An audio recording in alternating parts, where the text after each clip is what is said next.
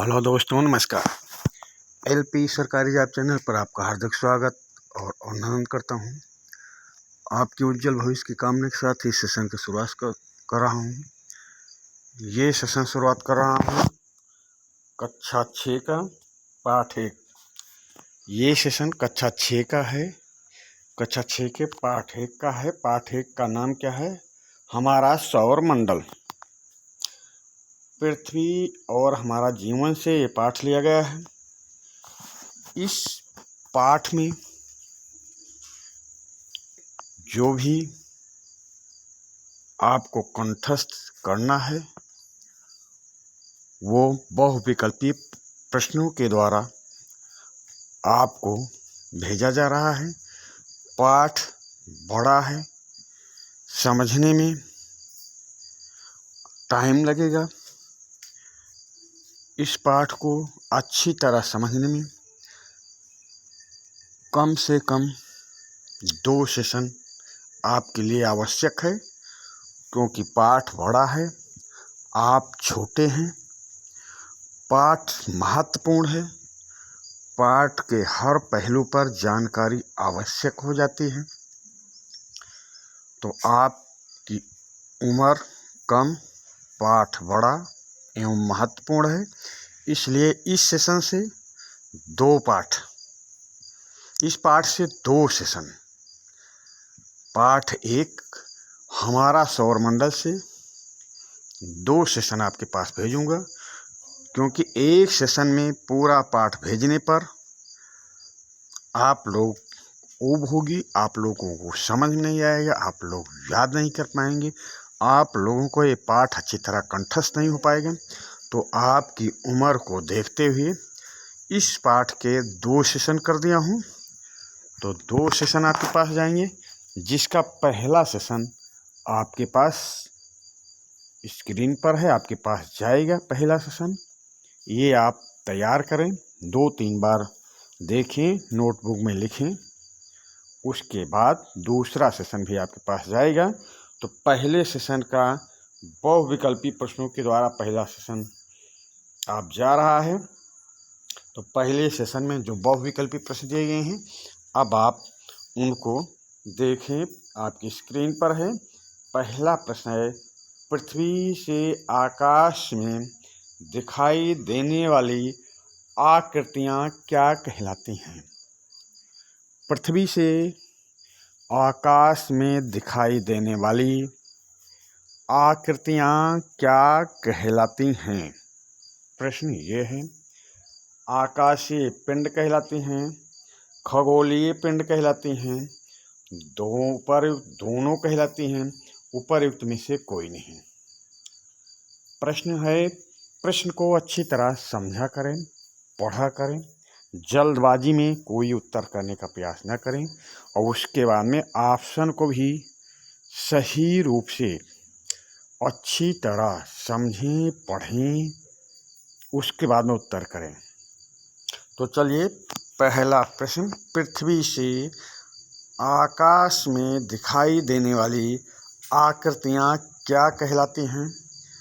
आकाशीय पिंड, खगोलीय पिंड, उपरयुक्त दोनों या उपरयुक्त में से कोई नहीं।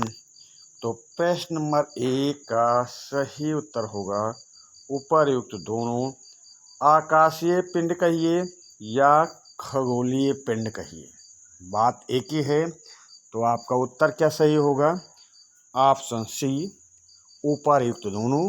आपको दोनों याद रखना है कि पृथ्वी से आकाश में दिखाई देने वाली आकृतियाँ आकाशीय पिंड कहलाती हैं, खगोलीय पिंड कहलाती हैं।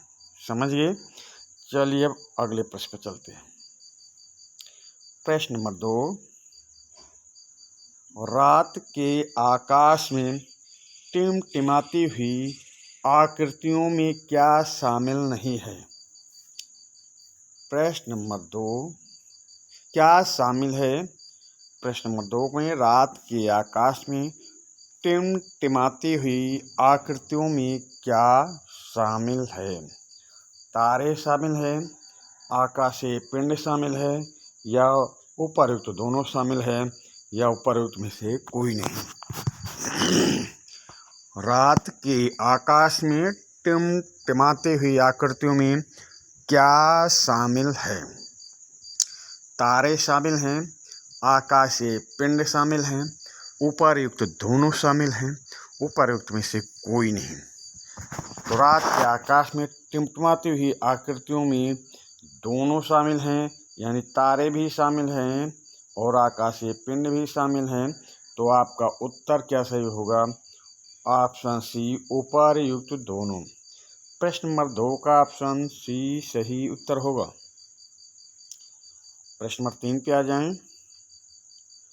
रात के आकाश में दिखाई देने वाले तारे किससे बने होते हैं? किसी से नहीं भाई, है किससे बने होते हैं? किससे बने होते हैं? ये ऐसा है, इसको आप ना समझें। रात के आकाश में दिखाई देने वाले तारे किससे बने होते हैं? प्रश्न को फिर से समझें। रात के आकाश में दिखाई देने वाले तारे किससे बने होते हैं? गर्म गैसों से बने होते हैं, गर्म पानी से बने होते हैं, छोटे छोटे पत्थरों से बने होते हैं, वैज्ञानिक द्वारा छोड़े गए उपग्रह हैं। चलिए भाई, आप लोग भी कोशिश किया करें बताने का, आप लोग भी बताने का प्रयास किया करें, क्योंकि ये सेशन जब आप लोग देख लेते हैं तो इसमें जो कमेंट आया रहता है उसको हम पढ़ते हैं बाद में। तो चलिए कमेंट के माध्यम से उत्तर बताने का प्रयास किया करें। तो प्रश्न नंबर 3 है, रात के आकाश में दिखाई देने वाले तारे किससे बने होते हैं? तो ये बने होते हैं गर्म गैसों से, यानी प्रश्न नंबर 3 का ऑप्शन ए सही उत्तर होगा।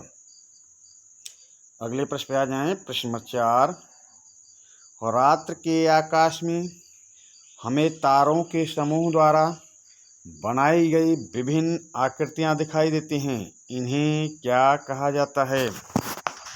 प्रश्न नंबर 4, रात्र के आकाश में हमें तारों के समूह द्वारा बनाई गई विभिन्न आकृतियां दिखाई देती हैं, इन्हें क्या कहा जाता है?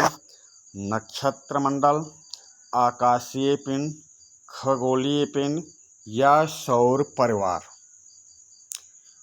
प्रश्न नंबर 4, रात्र के आकाश में हमें तारों के समूह द्वारा बनाई गई विभिन्न आकृतियां दिखाई देती हैं, इन्हें क्या कहा जाता है?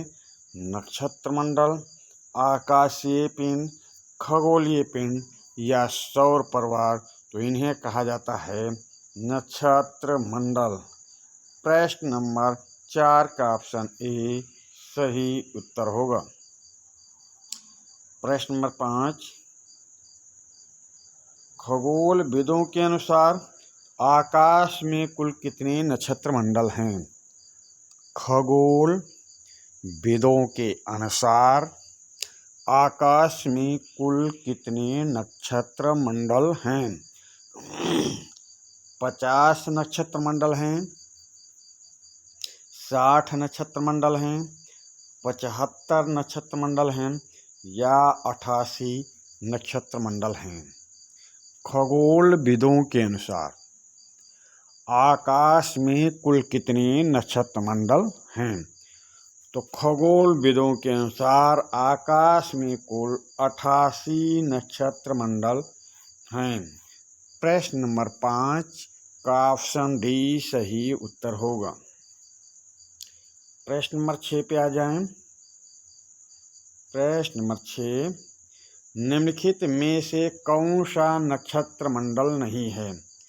निम्नलिखित में से कौन सा नक्षत्र मंडल नहीं है? ओरियन, अर्सा मेजर यानी बिग बियर, कैनिस मेजर यानी ग्रेट डांग, स्मॉल बियर यानी सप्तर्षि मंडल या ध्रुव तारा। चलिए भाई, निम्नलिखित में से प्रश्न को फिर से देखें। निम्नलिखित में से कौन सा नक्षत्र मंडल नहीं है? Orion, Ursa Major, big bear, Canis Major, great नॉन, स्मॉल बियर, सप्तर्षि मंडल या ध्रुव तारा। तो प्रश्न नंबर 6 को पढ़ने से आपको ज्ञात होगा, आपको हम बताना चाहेंगे कि ध्रुव तारा नक्षत्र मंडल में नहीं आता है। ये अपना अलग ही टिमटिमाता हुआ दिखाई देता है, जिससे उत्तर दिशा का ज्ञान हमें प्राप्त होता है। तो प्रश्न नंबर 6 का ऑप्शन डी सही उत्तर होगा। अगले प्रश्न पे आ जाएं। प्रश्न नंबर 7, प्राचीन काल में किसकी सहायता से उत्तर दिशा का निर्धारण किया जाता था?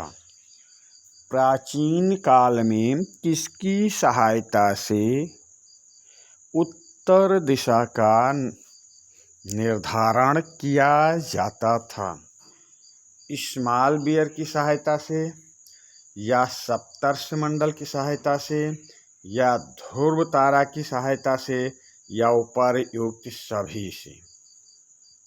प्रश्न नंबर 7, प्राचीन काल में किसकी सहायता से उत्तर दिशा का निर्धारण किया जाता था? तो यहाँ पे आप जो ऊपर के प्रश्नों को, आप पहले के प्रश्नों को देख चुके हैं, उसमें देखा होगा स्मॉल बियर और सप्तर्षि मंडल एक ही हैं, दोनों एक ही नाम है, और दूसरा है ध्रुव तारा। तो ये स्मॉल बियर या सप्तर्षि मंडल से भी दिशा का निर्धारण किया जाता था, और ध्रुव तारा से भी दिशा निर्धारण का ज्ञान किया जाता था। तो आपका प्रश्न है, प्राचीन काल में किसकी सहायता से उत्तर दिशा का निर्धारण किया जाता था? तो ये किया जाता था स्मॉल बियर, सप्तर्षि मंडल, ध्रुव तारा, यानी तीनों की सहायता से। तीनों का मतलब दोनों की सहायता से, ये दोनों एक ही हैं, ये अलग है। दोनों की सहायता से उत्तर दिशा का निर्धारण किया जा सकता था। अगले प्रश्न पे आ जाएं।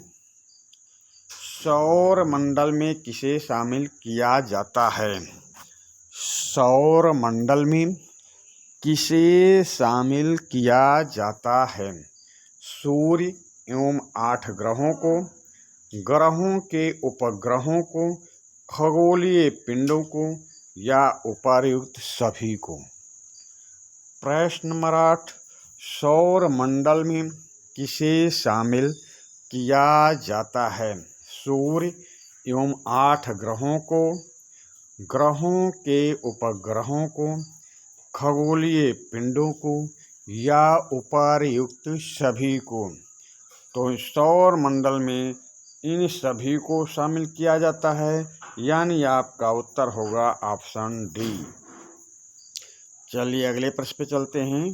प्रश्न नंबर 9, सौर परिवार का मुखिया कौन होता है? सौर परिवार का मुखिया कौन होता है? पृथ्वी होती है, बृहस्पति होता है, सूर्य होता है, या चंद्रमा होता है? प्रश्न नंबर 9, सौर परिवार का मुखिया कौन होता है? पृथ्वी, बृहस्पति, सूर्य, या चंद्रमा? तो सौर परिवार का मुखिया होता है सूर्य। प्रश्न नंबर 9 का ऑप्शन सी सही उत्तर होगा। अगले प्रश्न पे चलते हैं। प्रश्न नंबर 10, सूर्य तथा उसके चारों ओर चक्कर लगाने वाले समस्त खगोलीय पिंडों के समूह को क्या कहा जाता है? सूर्य तथा उसके चारों ओर चक्कर लगाने वाले समस्त खगोलीय पिंडों के समूह को क्या कहा जाता है? संपूर्ण विश्व कहा जाता है, या पृथ्वी परिवार कहा जाता है, या चंद्रमा परिवार कहा जाता है, या सौर परिवार कहा जाता है। प्रश्न नंबर 10, सूर्य तथा उसके चारों ओर चक्कर लगाने वाले समस्त खगोलीय पिंडों के समूह को क्या कहा जाता है? तो उन्हें कहा जाता है सौर परिवार। प्रश्न नंबर 10 का ऑप्शन डी सही उत्तर होगा। अगले प्रश्न पे आ जाएं। प्रश्न नंबर 11, सूर्य या सौर मंडल, सूर्य या सौर मंडल दोनों एक ही बातें हैं कि केंद्र में स्थित अत्यधिक गर्म गैसों से बना तारा है। सूर्य सौर मंडल के केंद्र में स्थित अत्यधिक गर्म गैसों से बना तारा है।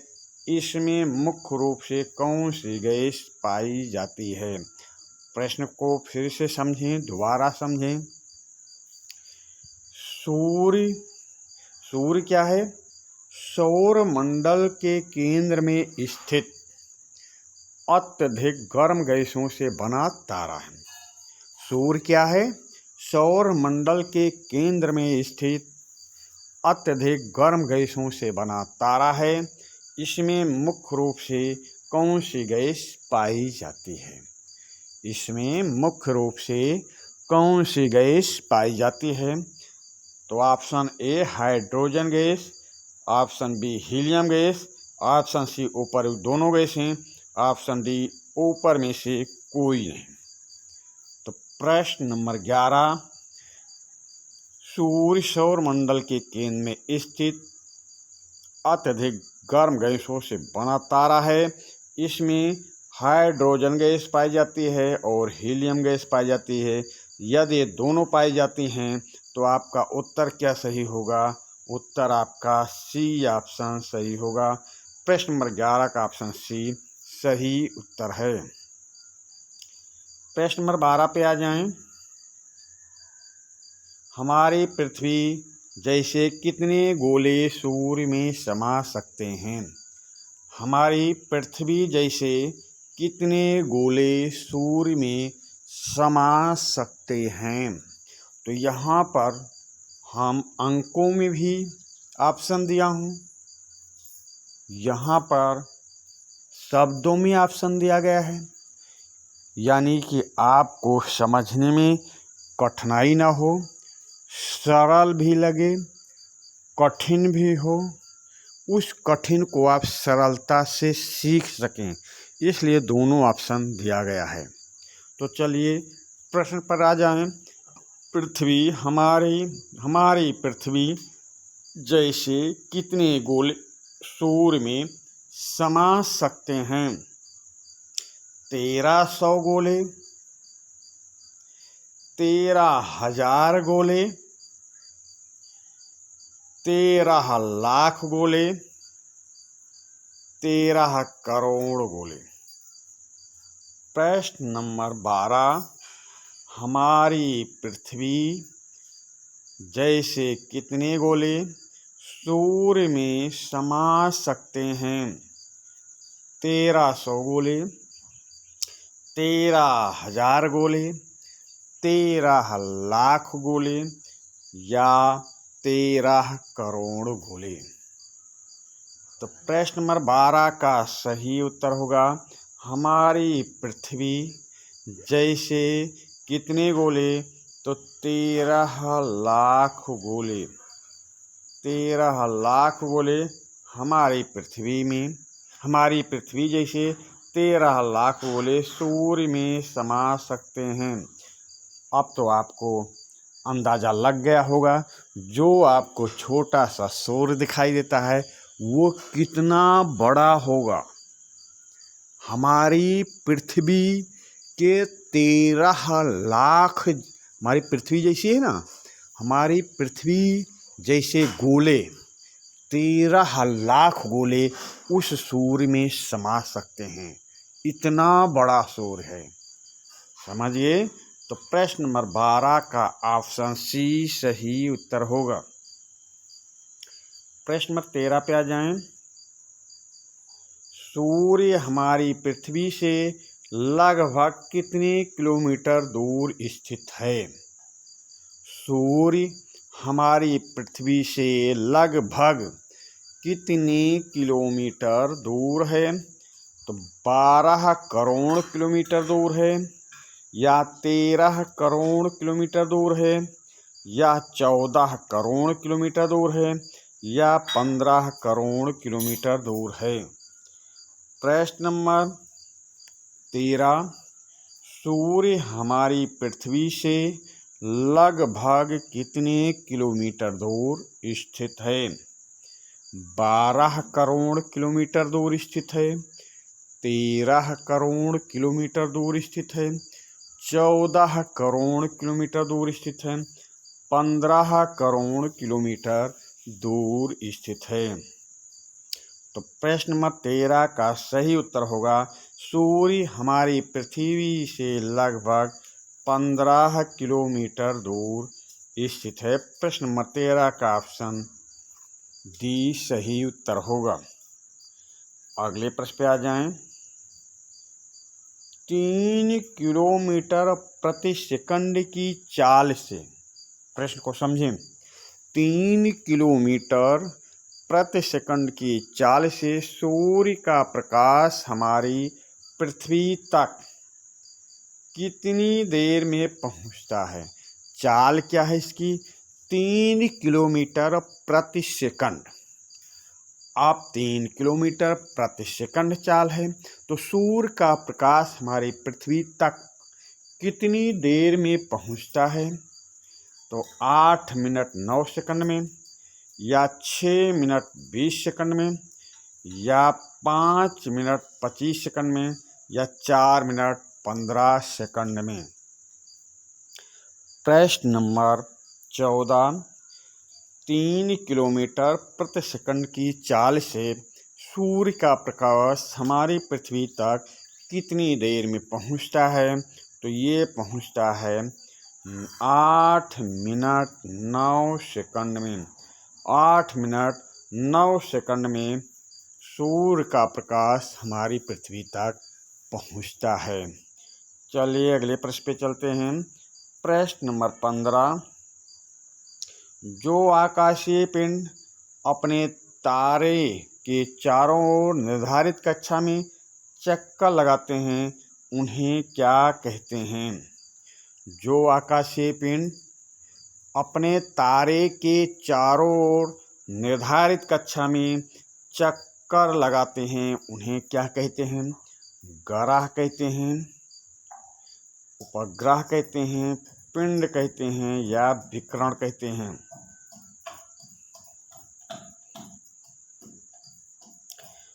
प्रश्न नंबर 15, जो आकाशीय पिंड अपने तारे के चारों ओर निर्धारित कक्षा में चक्कर लगाते हैं उन्हें क्या कहते हैं? तो उन्हें कहते हैं उपग्रह। प्रश्न नंबर 15 का ऑप्शन बी सही उत्तर होगा।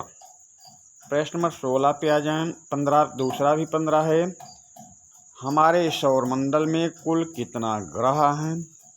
हमारे सौरमंडल में कुल कितना ग्रह हैं? 5 ग्रह हैं, 8 ग्रह हैं, 11 ग्रह हैं, 13 ग्रह हैं। हमारे सौरमंडल में कुल कितना ग्रह हैं? 5 ग्रह हैं, 8 ग्रह हैं, 11 ग्रह हैं, या 13 ग्रह हैं? तो हमारे सौरमंडल में कुल 8 ग्रह हैं। प्रश्न नंबर 15 का ऑप्शन बी सही उत्तर होगा। प्रश्न नंबर 16 पे आ जाएं। सूर्य से बढ़ती दूरी के अनुसार ग्रहों का क्रम क्या है? सूर्य से बढ़ती दूरी के अनुसार ग्रहों का क्रम क्या है? बुध है, शुक्र है, उसके बाद पृथ्वी और मंगल है, या बृहस्पति और शनि है, या अरुण और वरुण है? तो इसमें ए है, या बी है, या सी है? पहले किस हिसाब से है तो यहाँ पर आपको हमने फंसाने की कोशिश नहीं किया हूँ, आपको प्रश्न सरल बनाते हुए आपको 4-5 ऑप्शनों में विभाजित कर दिया हूँ। मेन इस प्रश्न का उद्देश्य है कि आप प्रश्न को इस तरह से समझें कि सूर्य से कितनी दूरी पर कौन सा ग्रह होगा, तो उसके क्रम क्या है, सूर्य से बढ़ती दूरी का ग्रहों का क्रम क्या है, उसको एक सरल तरीके से आपके पास भेजना ही उद्देश्य है। इसको अन्य तरीके से भी भेज सकता था। यह है कि हमें आपकी उम्र को देखते हुए एक सरल तरीके से सूर्य से बढ़ती दूरी के अनुसार ग्रहों का क्रम दर्शाना है, आपके पास भेजना है। तो आपको हम यहाँ बता देते हैं, सूर्य से बढ़ती दूरी के अनुसार ग्रहों का क्रम पहले बुध है, फिर शुक्र है, फिर पृथ्वी है, फिर मंगल है, फिर बृहस्पति है, फिर शनि है, फिर अरुण है, फिर वरुण है। यानी कि ऑप्शन सी सही होगा। सभी सही क्रम में हैं। पहले बुध, फिर शुक्र, फिर पृथ्वी, फिर मंगल, फिर बृहस्पति, फिर शनि, फिर अरुण, फिर वरुण हैं। तो यानी सभी जो ऑप्शन में दिए गए हैं सभी सही क्रम में हैं। पहले ए के दोनों, फिर बी के दोनों, फिर सी के दोनों, फिर डी के दोनों। तो चलिए हम आशा करते हैं ये सूर्य से बढ़ती दूरी के ग्रहों का क्रम आपको आसानी और सरल तरीके से याद हो जाएगा। चलिए प्रश्न नंबर 17, सौर मंडल के सभी 8 ग्रह अपनी धुरी पर घूमते हुए सूर्य के चारों ओर चक्कर लगाते हैं। यह किस भांति घूमते हैं? सौर मंडल के सभी 8 ग्रह अपनी धुरी पर घूमते हुए सूर्य के चारों ओर चक्कर लगाते हैं। सूर्य के चारों ओर चक्कर लगाते हैं। यह किस भांति घूमते हैं? तिरछा घूमते हैं, सीधा घूमते हैं, या लट्टू की भांति घूमते हैं, या उल्टा घूमते हैं? तो प्रश्न नंबर 17 का सही उत्तर होगा सौर मंडल के सभी 8 ग्रह अपनी धुरी पर लट्टू की भांति घूमते हुए चक्कर लगाते हैं। यानी प्रश्न नंबर 17 का ऑप्शन सी सही उत्तर होगा। अगला प्रश्न में प्रश्न में नहीं पढ़ पाया है, पर प्रश्न है यहाँ पर, किन 2 ग्रहों को छोड़कर शेष सभी ग्रह सूर्य की विपरीत दिशा में अपनी कक्षा में सूर्य की परिक्रमा करते हैं? इसमें कोई 2 ग्रह ऐसा है जो अन्य ग्रहों के विपरीत भ्रमण करते हैं, कक्षा में परिक्रमा करते हैं। तो उन 2 ग्रहों को बताना है। तो प्रश्न है आपका, किन 2 ग्रहों को छोड़कर शेष सभी ग्रह घड़ी की सुई की विपरीत दिशा में अपनी कक्षा में घूमते हैं? तो ऑप्शन देखिए, शुक्र व अरुण को छोड़कर, या बुध व पृथ्वी को छोड़कर, या मंगल व बृहस्पति को छोड़कर, या शनि व वरुण को छोड़कर। तो प्रश्न नंबर 17, वो 2 ग्रह कौन से हैं जिन्हें छोड़कर शेष सभी ग्रह सूर्य की विपरीत दिशा में अपनी कक्षा में सूर्य की परिक्रमा करते हैं? तो वो 2 ग्रह हैं शुक्र व अरुण। शुक्र व अरुण को छोड़कर ये सभी ग्रह सूर्य की विपरीत दिशा में सूर्य की परिक्रमा करते हैं। चलिए प्रश्न नंबर 18, इन सभी ग्रहों का अपनी धुरी पर घूमना क्या कहलाता है? इन सभी ग्रहों का अपनी धुरी पर घूमना क्या कहलाता है? परभ्रमण कहलाता है, परिक्रमण कहलाता है, भू आभ कहलाता है या चांदनी कहलाती है। प्रश्न नंबर 18, इन सभी ग्रहों का अपनी धुरी पर घूमना क्या कहलाता है? तो ये कहलाता है परिभ्रमण। इन सभी ग्रहों का अपनी धुरी पर घूमना कहलाता है परिभ्रमण। चलते हैं अगले प्रश्न की ओर। प्रश्न नंबर 19 देखें। इन ग्रहों का सूर्य के चारों ओर घूमना क्या कहलाता है? अभी अगले इससे पहले प्रश्नों में जो आप पढ़ चुके हैं उसमें बताया है, जो सूर्य का चक्कर लगाते हैं वो उसका अर्थ है परिक्रमा करते हैं। आप वैसे भी कहीं पर जाते हैं तो परिक्रमा, किसी देव स्थान पर जाते हैं तो परिक्रमा ही करते हैं ना, परिभ्रमण नहीं करते हैं। परिक्रमा उसको बोलते हैं ना, परिक्रमा करते हैं ना, तो वही चीज़ है। इन ग्रहों का सूर्य के चारों ओर घूमना क्या कहलाता है? तो सूर्य के चारों ओर घूमना क्या कहलाएगा? तो ये कहलाएगा परिक्रमण। इन ग्रहों का सूर्य के चारों ओर घूमना क्या कहलाएगा? ये कहलाएगा परिक्रमण या परिक्रमा। चलिए अगले प्रश्न पे चलते हैं। प्रश्न नंबर 21, सूर्य से दूरी के क्रम में पृथ्वी किस स्थान पर है? प्रश्न नंबर 21, सूर्य से दूरी के क्रम में पृथ्वी किस स्थान पर है? पहले स्थान पर है या दूसरे स्थान पर है या तीसरे स्थान पर है या चौथे स्थान पर है? सूर्य से दूरी के क्रम में पृथ्वी किस स्थान पर है? तो दूरी के क्रम में पृथ्वी तीसरे स्थान पर है भाई, तीसरे स्थान पर। प्रश्न नंबर 20 का ऑप्शन सी सही उत्तर होगा। अगले प्रश्न पे आ जाएं। प्रश्न नंबर 21, हमारी पृथ्वी का आकार कैसा है? हमारी पृथ्वी का आकार कैसा है? पृथ्वी लगभग गोलाकार की है। ऑप्शन देखें, ऑप्शन को सही रूप से, सही तरीके से ध्यान पूर्वक पढ़ना चाहिए। पृथ्वी लगभग गोलाकार की है। पृथ्वी ध्रुवों पर थोड़ा चपटी है।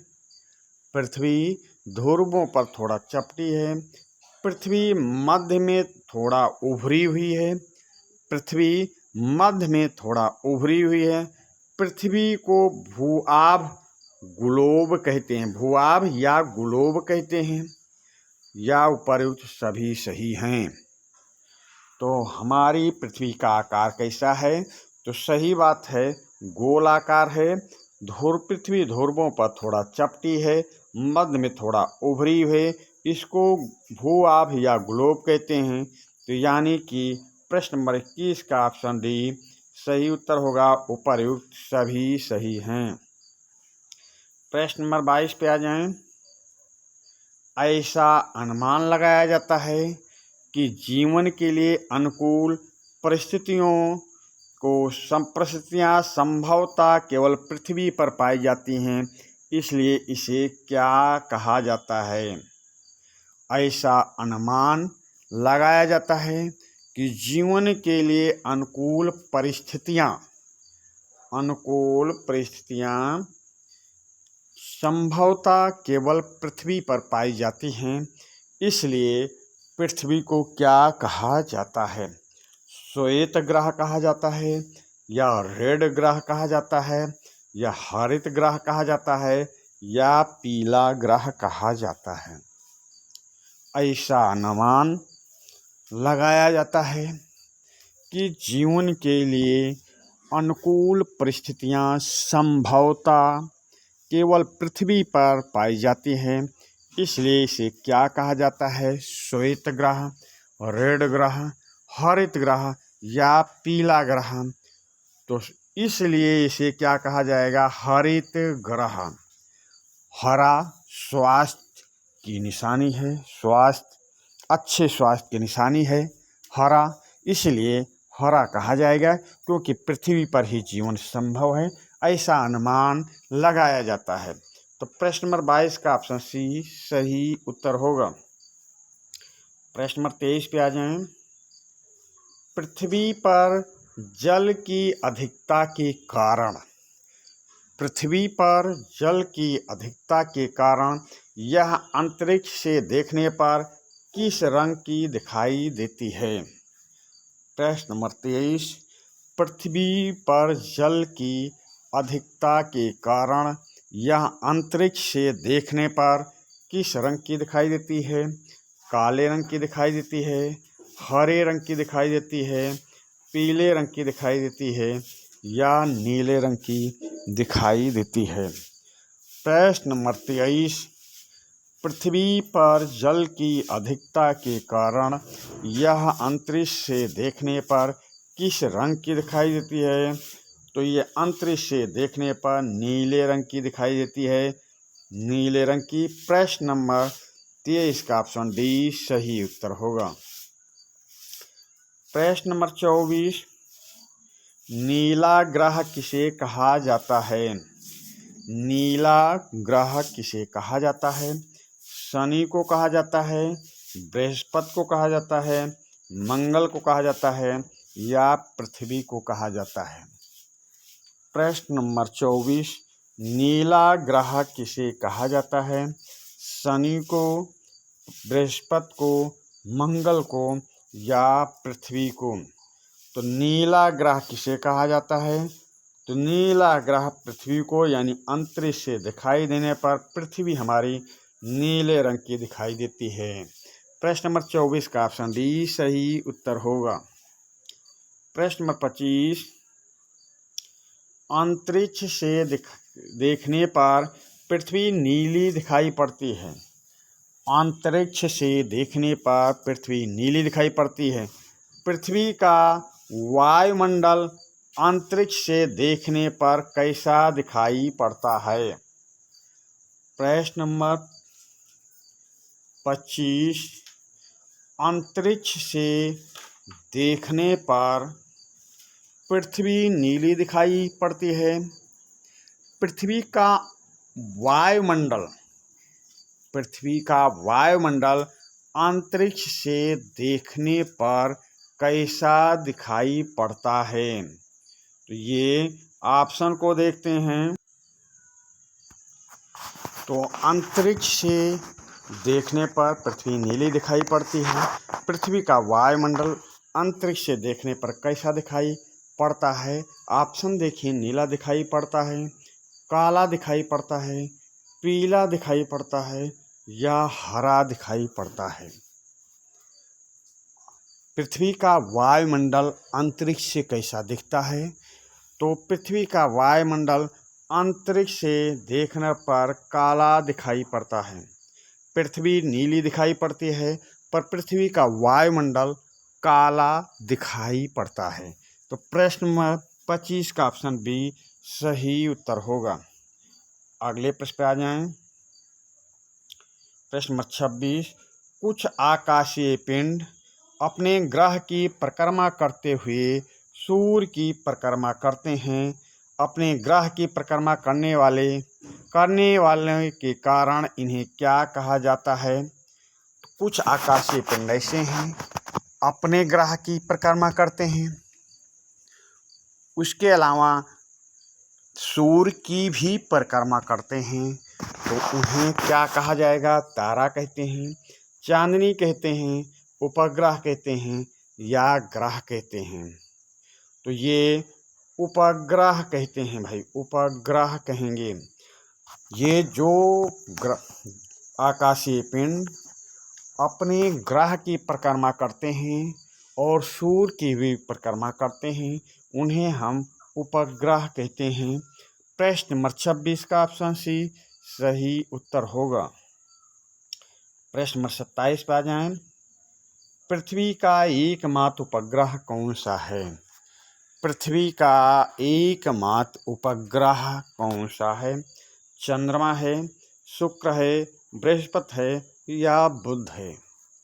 पृथ्वी का एकमात्र उपग्रह कौन सा है? चंद्रमा है, शुक्र है, बृहस्पति है या बुध है? तो पृथ्वी का एकमात्र उपग्रह चंद्रमा है, यानी प्रश्न नंबर 27 का ऑप्शन ए सही उत्तर होगा। प्रश्न नंबर 28 पे आ जाएं। शनि ग्रह का रंग कैसा है?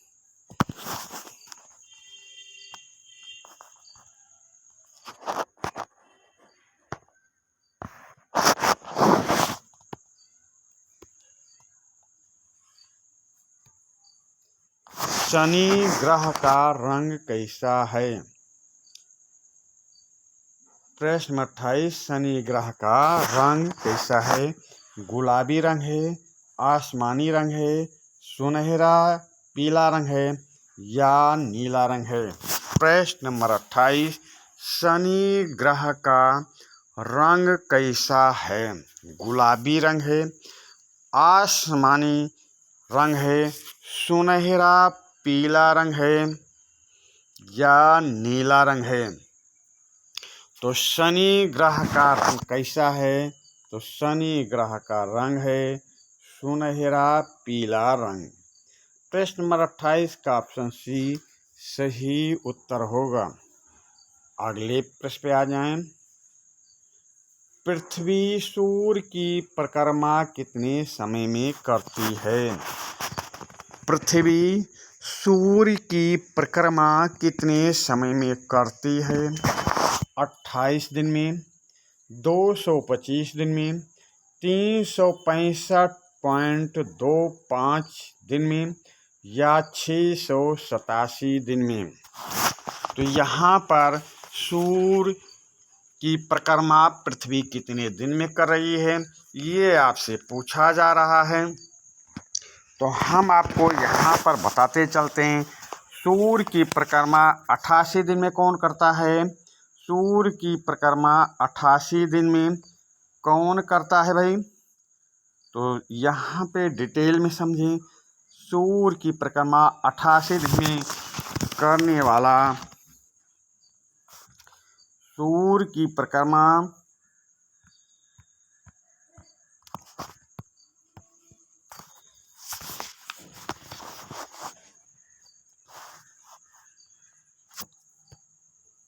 सूर्य की परिक्रमा 88 दिन में करने वाला बुध है। बुध। और आगे देखें, सूर्य की परिक्रमा 225 दिन में करने वाला कौन है? शुक्र है। शुक्र है। 365.25 दिन में सूर्य की परिक्रमा करने वाला कौन है? पृथ्वी है। और 687 दिन में सूर्य की परिक्रमा करने वाला कौन है? तो वो ग्रह है मंगल ग्रह। समझिए, यहाँ पर देखें 88 दिन में सूर्य की परिक्रमा जो ग्रह कर रहे हैं, तो 88 दिन में बुध कर रहा, 225 दिन में शुक्र कर रहा, 365.25 दिन में पृथ्वी कर रही है और 687 दिन में मंगल कर रहा है। तो यहाँ पर कोशिश करना चारों ऑप्शन के सामने चारों ग्रहों को लिख लेना। यानी पृथ्वी सूर्य की परिक्रमा कितने समय में करती है? एक का पूछा जा रहा कि पृथ्वी सूर्य की परिक्रमा कितने दिन में कर रही। यहाँ मैं चारों ग्रहों का दे दिया हूँ कि ये चारों ग्रह सूर्य की परिक्रमा कितने समय में करते हैं। तो 88 दिन में बुध, 225 दिन में शुक्र, 365.25 दिन में पृथ्वी और 687 दिन में मंगल। तो ऑप्शन के सामने इन ग्रहों के नाम भी लिख लेना।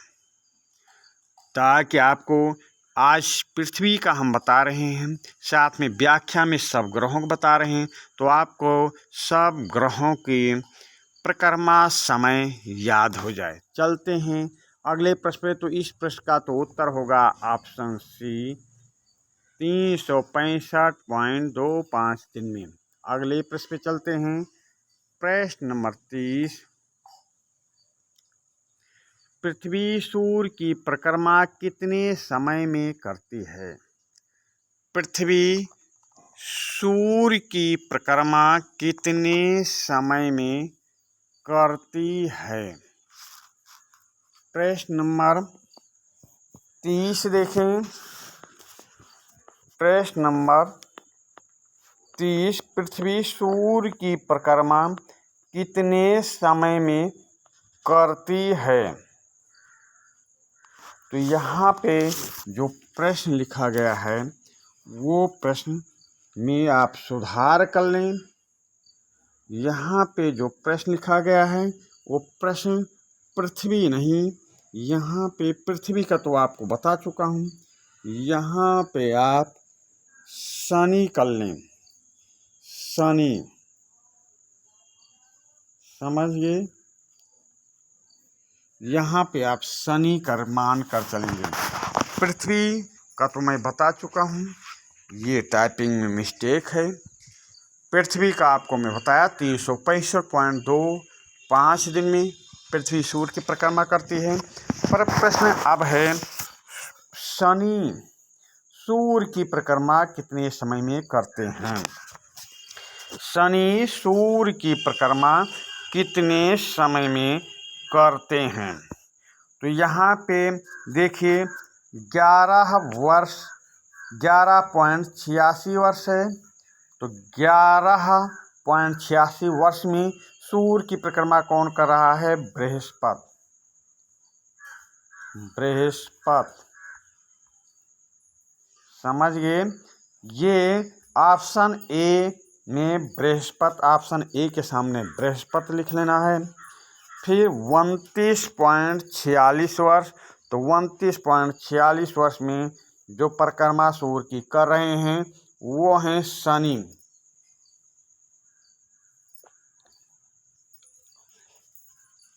11.86 वर्ष में सूर्य की परिक्रमा करने वाला ग्रह बृहस्पति है।